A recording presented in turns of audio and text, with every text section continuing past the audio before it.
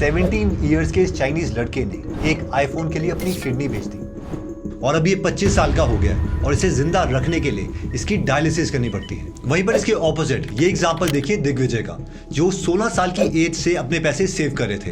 इन्होंने call centre की job करी, वहां से भी पैसे सेव किए और फाइनली एक चॉकलेट की फैक्ट्री खोली जिसका अब एनुअल टर्नओवर ऑलमोस्ट 1 करोड़ पहुंच चुका है। फाइनेंशियल क्लोजिंग टर्नओवर जो है अप्रॉक्स 1 करोड़ का हुआ है। अब इस चाइनीज लड़के की तरह हमें से मैक्सिमम इंडियंस भी इसी तरीके से पैसे वेस्ट करते हैं और मैं ये कोई 1-2 एग्जांपल लेके नहीं कह रहा। एक रिपोर्ट के अकॉर्डिंग 75% इंडियंस के पास अपना इमरजेंसी फंड नहीं है, यानी कल को कोई भी डिफिकल्ट सिचुएशन आती है उनके लाइफ में, वो खुद को और अपनी फैमिली को प्रोटेक्ट नहीं कर सकते।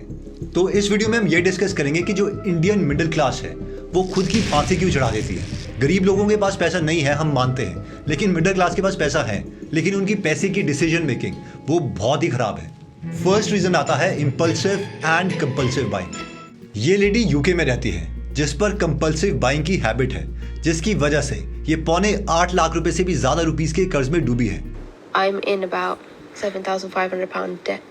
जिसकी मंथली सैलरी 2,06,000 रुपए के करीब है, लेकिन फिर भी ये खुद को शॉपिंग करने से नहीं रोक पाती। इनका कहना है कि अगर कोई भी प्रोडक्ट इनके बजट के बाहर भी जा रहा है तो भी उसको खरीदती ही है।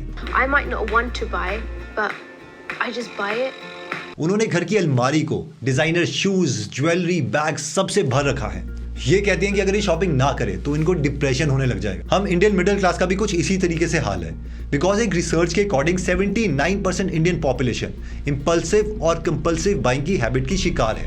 अगर मैं आपको इसका एग्जांपल दूं तो 2022 में Amazon और फ्लिपकार्ट ने बिग बिलियन डेज और ग्रेट इंडियन फेस्टिवल का ऑफर दिया था, जिसमें 4 दिन के अंदर अंदर 11,000 करोड़ के मोबाइल फोन बिके और इसके बाद भी हजारों करोड़ के बाकी प्रोडक्ट्स बिके। अब ऑब्वियसली इससे तो कंपनीज को बहुत फायदा हुआ, बट ये इंसिडेंट इंडियन नेचर को बहुत अच्छे ढंग से बताता है। तो अब सवाल आता है कि इसका सोल्यूशन क्या है। सबसे पहले हमें ये समझना पड़ेगा कि जो इंपल्सिव और कंपल्सिव बाइंग है वो होती क्यों है। ये होती है 2 कारणों की वजह से। पहला एक्साइटमेंट और second is FOMO, which is fear of missing out. यानी कि 1, हम किसी प्रोडक्ट को देख के इतने एक्साइटेड हो जाते हैं कि हम उसे खरीद ही लेते हैं, या फिर सेकंड फोमो, जिसका मतलब है कि अगर 50% कहीं पर ऑफर चल रहा है तो हम उसे मिस नहीं करना चाहते और फिर बिना सोचे वो चीज खरीद लेते हैं। एक्साइटमेंट का अगर मैं आपको एग्जांपल दूं तो 2020 में एप्पल ने एयरपॉड इतने के बेचे हैं जितना कि उस साल एडोबी ने पूरा का पूरा बिजनेस नहीं किया, स्पॉटिफाई ने उतना बिजनेस नहीं किया, इवन की स्नैपचैट जैसी कंपनीज ने उतना बिजनेस नहीं किया। इन शॉर्ट, ये जो ब्रांड की एक्साइटमेंट है, स्पेशली एप्पल ब्रांड की,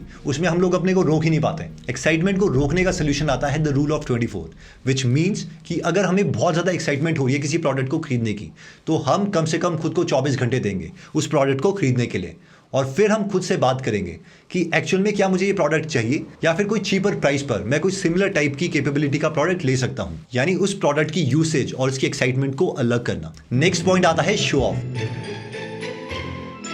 ये जो आप क्राउड देख रहे हो, ये किसी पॉलिटिशियन या सेलिब्रिटी को देखने के लिए नहीं आया है। ये आया है हैदराबाद में एक शोरूम खोलने के ऊपर, और इस शोरूम का नाम है IKEA। इस शोरूम के ओपनिंग डे में 40,000 लोग इस शोरूम को विजिट करने के लिए आए। ये इतना ज्यादा क्राउड था कि इस क्राउड को मैनेज करने के लिए पुलिस बुलवानी पड़ी, और तो और उस दिन 1 करोड़ से ज्यादा के प्रोडक्ट्स भी इन्होंने सेल किए। बट हम इमेजिन कर सकते हैं कि शो ऑफ और डिस्काउंट्स के लिए हम किस हद तक जा सकते हैं। जैसे कि हम सब जानते हैं कि इंडियन मिडिल क्लास में गोल्ड खरीदने का ट्रेंड एक्सट्रीम लेवल पर चल रहा है।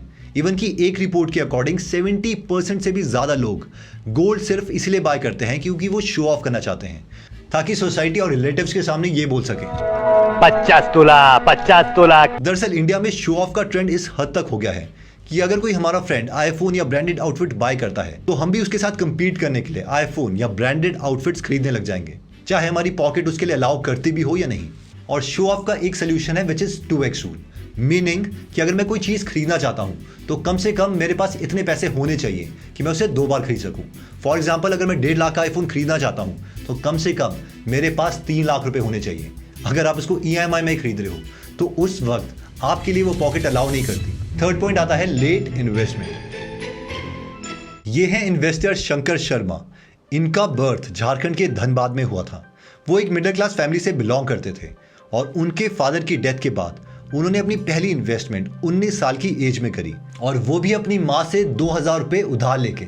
उसके बाद उन्होंने अपना MBA कंप्लीट किया और फिर 15 महीने तक एक जॉब करी, और जॉब में उनको मजा नहीं आया। शुरू के 2-3 साल तक उन्हें अपने डेली नीड्स को पूरा करने के लिए बहुत स्ट्रगल करना पड़ा, लेकिन फिर प्रॉपर नॉलेज और एक्सपीरियंस उन्होंने धीरे धीरे गेन किया और उनकी वेल्थ इंक्रीज होती रही और आज उनकी नेटवर्थ 60 करोड़ रुपए है। और वहीं दूसरी तरफ हमें से मैक्सिमम मिडिल क्लास या तो इन्वेस्टमेंट करते ही नहीं है या फिर बहुत ही लेट इन्वेस्टमेंट स्टार्ट करते हैं, जबकि जो सक्सेसफुल इन्वेस्टर्स हैं वो 35 साल की एज तक रिटायरमेंट ले चुके होते हैं। इसके अलावा शंकर शर्मा का कहना है कि उनकी सक्सेस का secret daily book reading habit है। Bedrock of success is only one, आपने कितनी रीडिंग की है और कितनी रोज करते हैं। ठीक उसी तरीके से अगर आपको भी अपनी बुक रीडिंग हैबिट बनानी है तो आप गीगल एप्लीकेशन डाउनलोड कर सकते हैं, जहां पर 200 से ज्यादा बुक समरीज हिंदी में फ्री में अवेलेबल है और हर संडे हम उसमें एक फ्री बुक समरी ऐड करते हैं। अगर आप प्रीमियम सब्सक्रिप्शन नहीं भी लेते तो भी 200 हफ्ते तक यानी ऑलमोस्ट 4 साल तक आप हर हफ्ते अपनी एक बुक समरी कंप्लीट कर सकते हैं और तब तक हम उसमें और फ्री बुक समरीज तो ऐड कर ही देंगे। तो अगर आप इस एप्लीकेशन में इंटरेस्टेड हैं तो इसका लिंक मैं डिस्क्रिप्शन और फर्स्ट कमेंट में दे दूंगा। Coming back to the story, देखिए इस सक्सेसफुल इन्वेस्टर से इंस्पिरेशन लेकर हमें भी अर्ली इन्वेस्टमेंट स्टार्ट कर देनी चाहिए। अर्ली इन्वेस्टमेंट करने से हमें कितना बेनिफिट हो सकता है इसे हम एक एग्जाम्पल से समझते हैं। सपोज आपकी एज अभी 20 साल की है और आप हर महीने 20,000 रुपये 40 साल तक सिप में इन्वेस्ट करते हैं और अगर ऑन एन एवरेज आपको 15% CAGR मिलता है तो आपके पास 62 करोड़ रुपीस होंगे just because of one simple habit. इसमें आपको कोई दिमाग नहीं लगाना पड़ा, एक्टिवली अपने पैसे मैनेज नहीं करने पड़े। वहीं पर अगर हम इन्वेस्टमेंट 35 साल की एज में स्टार्ट करते हैं तो जब हम 60 साल के हो जाएंगे तो हमें सिर्फ 6.5 करोड़ रुपए मिलेंगे, यानी कि पूरे 55 करोड़ रुपए कम। और इतना नेटवर्थ का फर्क सिर्फ इसीलिए है क्योंकि हमने इन्वेस्टमेंट लेट स्टार्ट करी थी। नेक्स्ट पॉइंट कहता है लॉटरी मेंटालिटी, यानी 21 दिन में पैसे डबल। ये लाइन इंडिया में इतनी पॉपुलर है कि हम सब इसे अच्छे ढंग से जानते हैं। इंडियन मिडिल क्लास को बहुत जल्दी अमीर बनने का डिजायर है, जो कि एक अच्छा डिजायर है, बट इस डिजायर की वजह से बहुत से स्कैमर्स हमें स्कैम कर देते हैं और मैक्सिमम ऐसी कंपनीज MLM यानी पिरामिड स्कीम को फॉलो करती। मैं आपको बताता हूं कि ओवरऑल MLM का स्ट्रक्चर काम कैसे करता है। ऊपर के कुछ लोगों को शुरू में बहुत ज्यादा पैसे दिए जाते हैं। एक कहावत है वॉरेन बफेट की कि सबसे बड़ा दुख दुनिया में वो है कि आप अपने दोस्त को अमीर होते हुए देखते हो, और इस चीज का ये स्कीम बहुत फायदा उठाती है। फॉर एग्जाम्पल आपके दोस्त ने पैसे लगाए और उसे रिटर्न मिलने लग गया और ये पिरामिड जो है वो बनने लग गया। आप बोलोगे यार मैंने गीगल की वीडियो देखी थी, बट ये गीगल वाला तो पागल है, यहाँ पर देखो मेरे दोस्त को पैसे मिल रहे हैं, उसको रिटर्न मिल रहे हैं। और फिर आप अपने पैसे वहां पर इन्वेस्ट करते हो और जैसे ही आप अपने पैसे इन्वेस्ट करोगे उसी वक्त उन स्कैमर्स के पास इतना अमाउंट इकट्ठा हो जाएगा कि अब वो पैसे नहीं देंगे। शुरू में जो वो पैसे दे रहे थे वो सोशल प्रूफ के लिए था ताकि ज्यादा से ज्यादा लोग उसमें पैसे इन्वेस्ट करें। अब ज्यादातर ये जो लोग हैं वो बाहर की फॉरेन कंपनी का नाम यूज करते हैं, जैसे कि अगर मैं आपको एग्जांपल दूं फ्रीसीनियस नाम की जर्मनी कंपनी का, जिसके नाम से थोड़े टाइम पहले ही मार्केट में एक पिरामिड सेलिंग स्कीम रन हुई थी और बहुत लोगों को नुकसान हो गया। मेरे एक टीम मेंबर है शौर्य, जिनके फ्रेंड के साथ ये इंसिडेंट हुआ और उनसे हमने उनके मोबाइल के स्क्रीनशॉट मंगवाए। नॉर्मली ये लोग अपनी स्कीम को प्रमोट करने के लिए व्हाट्सएप यूज करते थे, क्योंकि अगर कोई इंसान आपके व्हाट्सएप तक पहुंच गया तो एक ट्रस्ट क्रिएट हो जाता है। ये लोग ये भी जानते थे कि अगर गांव वालों का ट्रस्ट जीतना है तो उनकी लोकल लैंग्वेज में बात करनी पड़ेगी। इसलिए जो सारे मैसेजेस हैं आप गुजराती में देख रहे हो। आप में से जिनको गुजराती आती है तो आप इस वीडियो को पॉज करके इनके मैसेजेस पढ़ सकते हैं। इनके फ्रॉड के बारे में आपको कंज्यूमर कोर्ट के पोर्टल पे काफी सारी कंप्लेंट्स भी दिख जाएंगी। इन सारी कंप्लेंट को मैं पढ़ रहा था और एक कंप्लेंट में लिखा था कि एक इंसान ने 2 लाख रुपए स्कीम में लूज कर दिए और सिमिलरली ऐसी पॉन्जी स्कीम में अपने 20 लाख रुपए लॉस कर देने के बाद इस 32 साल के एक इंसान ने डिप्रेशन में आकर सुसाइड कर लिया। बट इसके बावजूद ये लॉटरी मेंटालिटी, ये जल्दी अमीर बनने का सपना हम सबसे छोड़ा नहीं जाता और इसका फायदा ये स्कैमर्स उठाते ही उठाते हैं। अब मेन सवाल आता है कि इसका सोल्यूशन क्या है। तो सोल्यूशन तो साइकोलॉजिकल है, यानी हमें खुद को कंट्रोल करना पड़ेगा।